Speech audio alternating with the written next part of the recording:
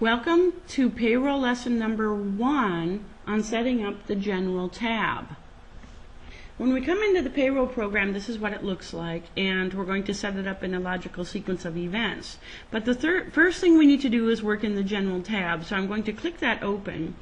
And because I've been currently using the Payroll program, I do have some information in here already, but I'm going to show you how to enter it in here anyway.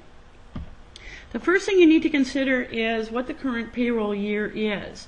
When you receive the payroll program, it does have a current year in there, but depending on when you get it going, you may need to set up a new payroll year anyway.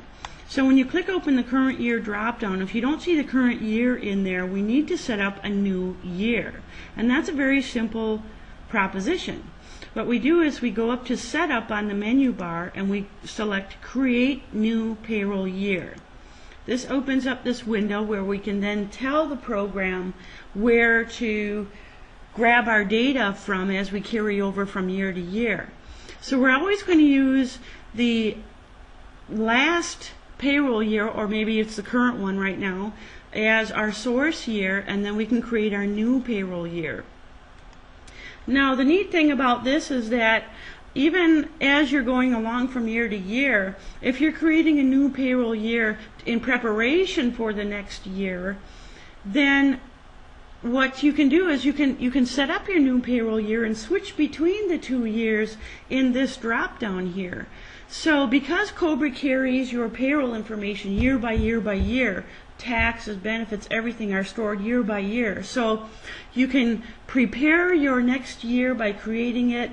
If you have changes to tax tables, they can all be done in that year. And then you can switch back to the current year to finish up the current year. So you have some advantages to this payroll program by carrying the data year by year. But in this case, when you're first getting started, you want to use a source year that already has things set up in it, like tax tables, etc.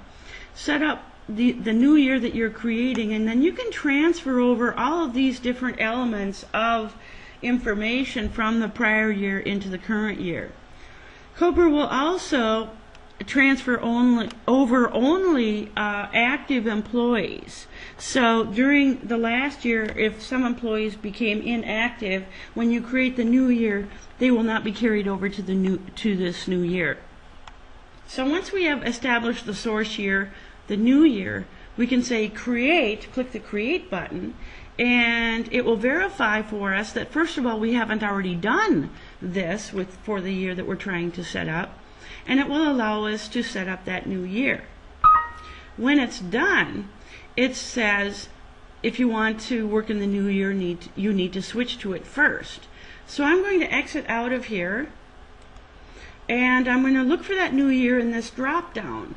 Now because we just set it up, it's not in this drop down, so what we need to do just for a quick moment is exit out of Payroll and then just quickly go back into it.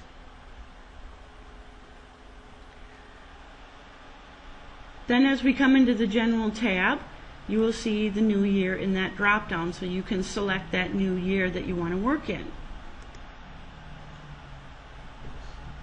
There we go. Now what I'm going to do is I'm going to switch back to the current year and talk about setting up the rest of this General tab. Because after a year is set up, you can see that it does carry over the first day of that current period, and you can set this to what your current date is for the payroll, but it will keep up with you as you begin using it. Now as I hit enter, the federal ID field becomes highlighted, and this is where you want to enter your federal ID number. I would recommend leaving the dash out of the federal ID, because if you're going to use direct deposit, the direct deposit program doesn't like dashes. So you want to leave your dash out of your federal ID.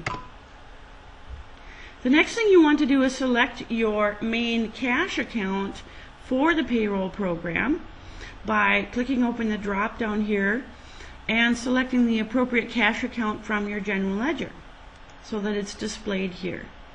So if I click it open and I select a different one, then it will be displayed here, but I'll set this back.